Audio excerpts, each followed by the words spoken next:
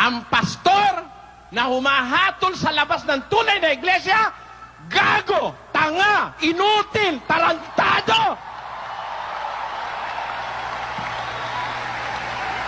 O, baka gusto nyo akong kagalitan. Baka meron ditong pastor ni Manalo ngayon. Pumasok ka, patutunayan ko, gago yung puno mo.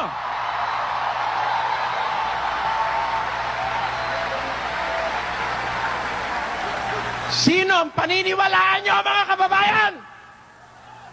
Ang Diyos o si Manalo?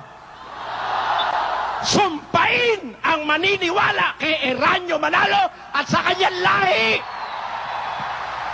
Sumpain kayo! Bakit? Malupit ang lahi ni Manalo! Malupit! Walang pagmamahal sa kapwa! Pati yung nasa labas ng iglesia nila, pinakikialamang hatulan.